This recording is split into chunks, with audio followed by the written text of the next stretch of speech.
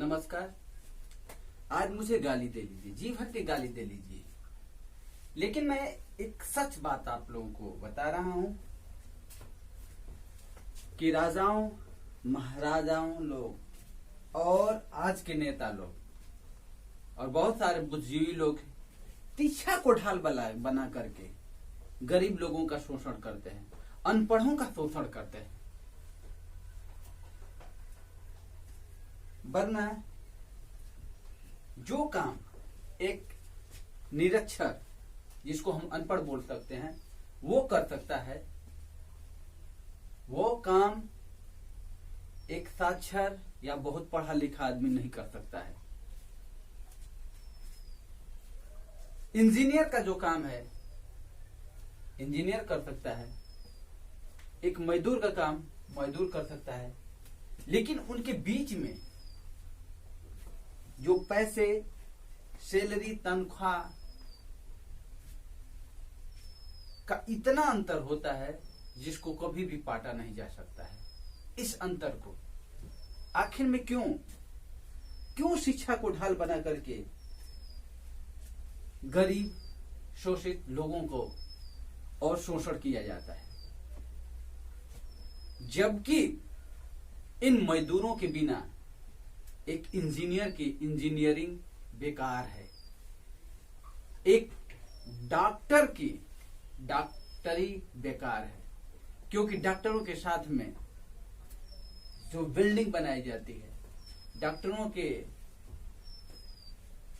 उपयोग में आने वाले जो सामान बनते हैं, उन सबको बनाने वाला कहीं न कहीं एक मजदूर ही है।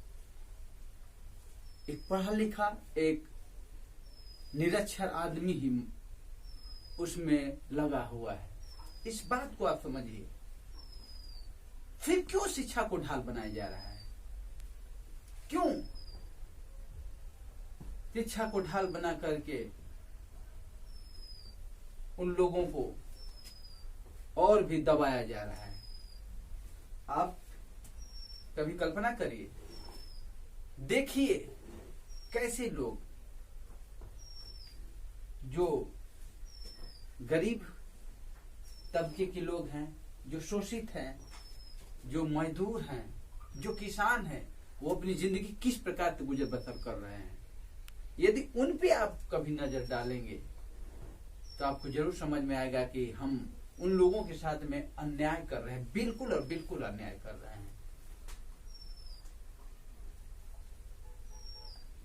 यदि हम पढ़ नहीं पा रहे हैं, इसमें हमारी क्या मजबूरी है? उसे कोई जानने का प्रयास किया है? कोई नहीं प्रयास किया है। यदि जानने का प्रयास करता है तो ऐसा कभी नहीं होता। एक आदमी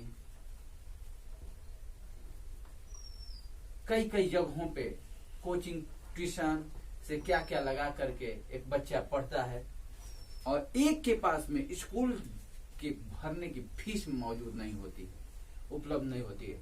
ऐसे में उस बच्चे का क्या दोष है और क्यों वो उन निरक्षरों की श्रेणी में आकर के